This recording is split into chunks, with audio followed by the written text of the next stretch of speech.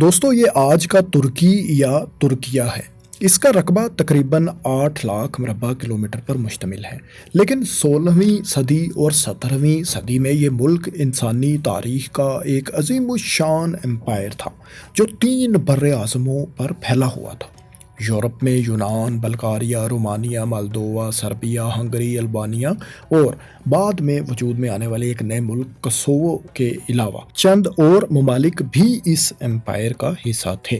Asian سرزمین پر ترکوں کا اثر و رسوخ شام، عراق، لبنان، فلسطین، اردن اور ماڈرن سعودی عرب وغیرہ جیسے اہم ترین ممالک پر قائم تھا۔ افریقہ میں مصر، لیبیا، الجزائر اور تیونس اور سوڈان جیسے ممالک براہ راست یا بالواسطہ طور پر اس سلطنت کا حصہ تھے۔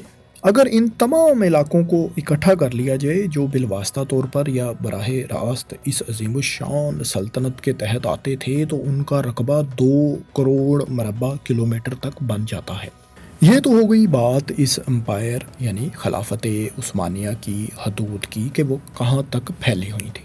اب ہم آپ کو بتائیں گے کہ اپنے وقت کی عظیم الشان سلطنت یا خلافت عثمانیہ کب ٹوٹ پھوٹ کا شکار ہوئی اور بکھرتے بکھرتے کیسے آج کے جدید ماڈرن ترکیہ تک محدود رہ گئی۔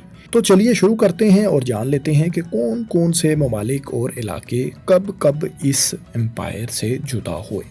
یہ 17ویں صدی کے دوسرے وسط میں آٹومن امپائر کا نقشہ ہے۔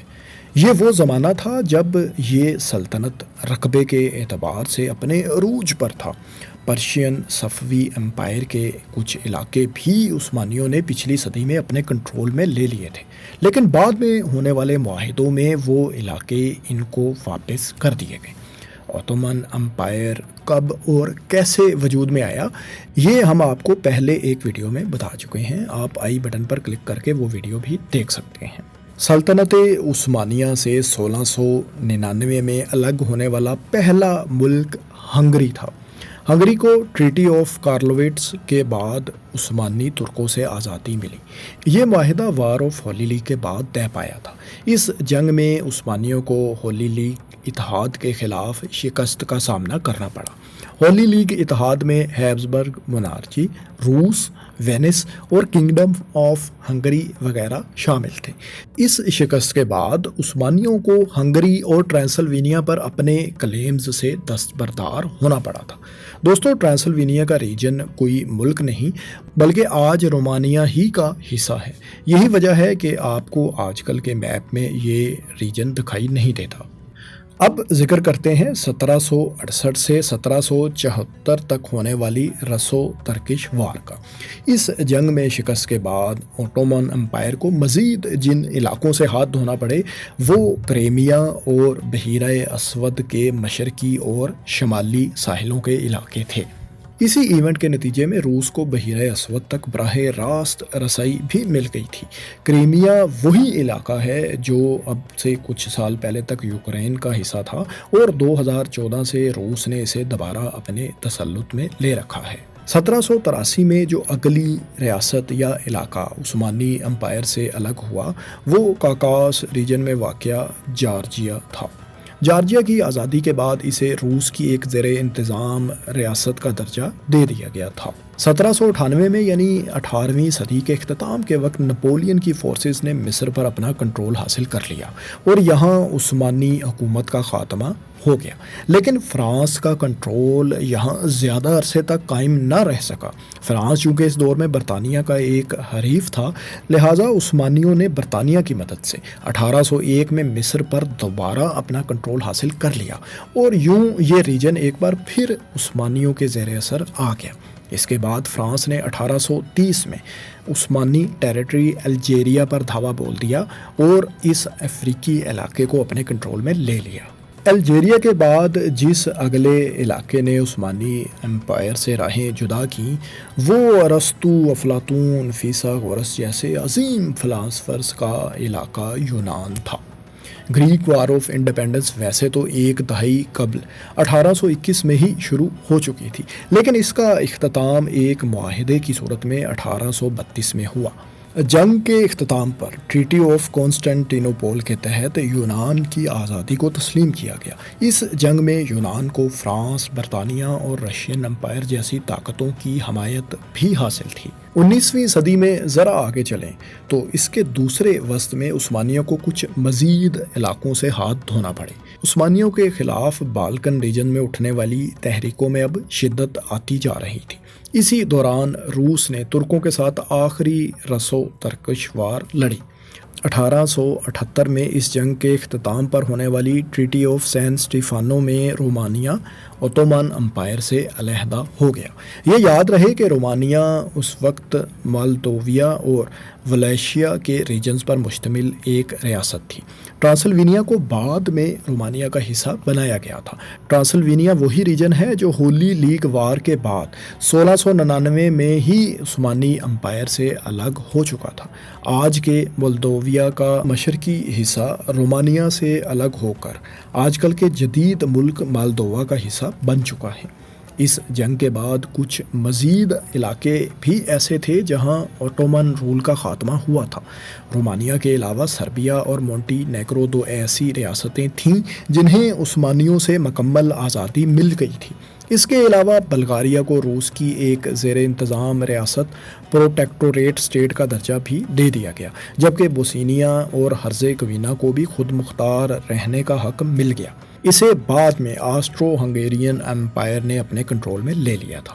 1878 میں ہی عثمانیوں نے برلن کانفرنس میں برطانیہ کی روس کے خلاف حمایت حاصل کرنے کے لیے ایک خفیہ معاہدے کے تحت میڈیٹرینین سی میں واقع انتہائی اہم سائپرس جزیرے کی ایڈمنسٹریشن کا حق بھی برطانیہ کو دے دیا تھا۔ اس کے بعد 1914 میں برطانیہ نے اس جزیرے کو مکمل طور پر اپنے کنٹرول میں لے لیا تھا۔ تب سے یہ جزیرہ 1960 تک برطانیہ کے پاس ہی رہا۔ یہ انتہائی اہم جزیرہ آج بھی ترکی اور یونان کے درمیان ایک تنازع کی وجہ ہے۔ اس موضوع پر ہم ایک مکمل تفصیلی ویڈیو کر چکے ہیں، آپ آئی بٹن پر کلک کر کے یہ ویڈیو دیکھ سکتے ہیں۔ آخری رسو ترکش وار کے 3 سال بعد جو اگلا علاقہ ترکوں کے ہاتھ سے نکلا وہ شمالی افریقہ میں واقع ایک چھوٹا ملک تیونس تھا۔ اس ملک کا کنٹرول فرانس نے یہاں اپنی فوجیں اتار کر ایک معاہدے ٹریٹی آف بارڈو کے تحت 1881 میں بآسانی حاصل کر لیا تھا۔ اس کے بعد یہ ملک 20ویں صدی کے وسط تک ایک فرینچ کالونی ہی رہا اور 1956 میں اسے مکمل آزادی ملی۔ اٹلی بھی بہرحال تیونس کا کنٹرول حاصل کرنے میں دلچسپی تو رکھتا تھا، لیکن اس نے فرانس کے ساتھ جنگ کرنے کا رسک نہ ہی لینا بہتر آپشن سمجھا۔ تیونس کی فرینچ آکوپیشن کے بعد اگلے سال یعنی 1882 میں عثمانیوں سے ایک انتہائی اہم ملک مصر کا کنٹرول بھی برطانیہ نے چھین لیا اور یوں مصر برٹش امپائر کا حصہ بن گیا۔ مصر کے عثمانی رول سے نکل جانے کے ساتھ ہی سوڈان کا علاقہ بھی ان کے ہاتھ سے نکل گیا، جو بہرحال براہ راست عثمانیوں کے کنٹرول میں تو پہلے بھی نہیں تھا۔ ایجپشن اوٹومن رول کے خاتمے کے 17 سال بعد 1899 میں سوڈان کو برطانیہ اور مصر کے ایک کنڈومینیم کا درجہ دیا گیا۔ یہاں یہ یاد رہے کہ 1869 میں سوئز کینال کی تعمیر ہوئی تو برطانیہ اور بر صغیر کے درمیان تجارت اسی بحری گزرگاہ کے راستے ہونے لگی تھی۔ برطانیہ اسے محفوظ بنانے کے لیے ہر صورت میں مصر کا کنٹرول حاصل کرنا چاہتا تھا اور وہ جلد ہی اپنے اس مشن میں کامیاب بھی ہو گیا۔ اس کے بعد اگلی 4 دہائیوں تک مصر برٹش امپائر کے زیر اثر ہی رہا اور 1922 میں اسے آزادی ملی۔ 1882 میں عثمانیوں کے زیر اثر افریقن ملک ایریٹریا اٹلی کی کالونی بن گیا اور 1884 میں آج کا جبوتی فرانس کے زیر اثر آ گیا۔ 1898 میں یونانیوں نے عثمانیوں سے کریٹ جزیروں کا کنٹرول بھی حاصل کر لیا۔ اس کے بعد یہ جزیرہ اگلے 15 سال تک خود مختار رہا اور بالآخر 1913 میں اسے یونان کا حصہ بنا لیا گیا۔ 20ویں صدی کا آغاز ہوا تو اوٹومن امپائر افریقہ میں صرف لیبیا تک ہی محدود رہ گیا تھا، لیکن یہاں بھی وہ اپنی حکومت کچھ زیادہ عرصے تک قائم نہ رکھ سکا اور بالآخر 1912 میں اٹالو ٹرکش وار میں شکست کے بعد اس آخری افریقن ملک سے بھی عثمانی خلافت کو ہاتھ دھونا پڑے۔ 1912-13 میں ہونے والی بالکن وارز کے بعد عثمانی امپائر کو بلکان ریجن میں جن علاقوں سے ہاتھ دھونا پڑے وہاں آج کے ممالک شمالی مقدونیہ، کوسوو اور البانیہ واقع ہیں، جبکہ کچھ حصہ یونان کے پاس بھی ہے۔ دوستو، اس جنگ کے بعد عثمانی امپائر کا شیرازہ بکھرتے بکھرتے صرف جزیرہ نما عرب تک ہی محدود ہو کر رہ گیا تھا۔ اس کے بعد 1914 میں آغاز ہوا جنگ عظیم اول کا۔ خلافت عثمانیہ نے جنگ عظیم اول میں سینٹرل پاورز کا ساتھ دیا اور یہ جنگ اتحادیوں کے خلاف لڑی۔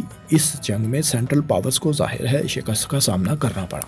1918 میں عثمانیوں کو عربین پیننسولا اور مڈل ایسٹ کے اپنے کلیمز سے بھی دستبردار ہونا پڑا۔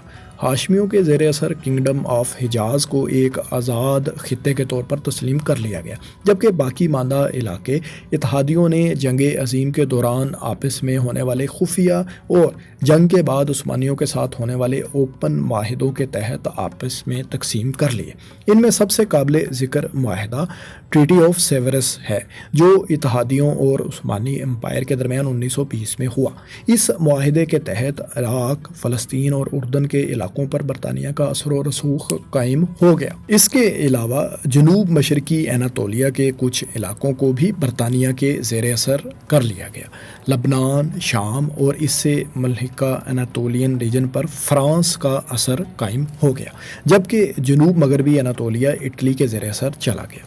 ایسٹرن تھریس اور مغربی اناطولیہ کے علاقے یونان کے کنٹرول میں آ گئے اور شمال مشرقی اناطولیہ پر آرمینیا کا حق تسلیم کر لیا گیا۔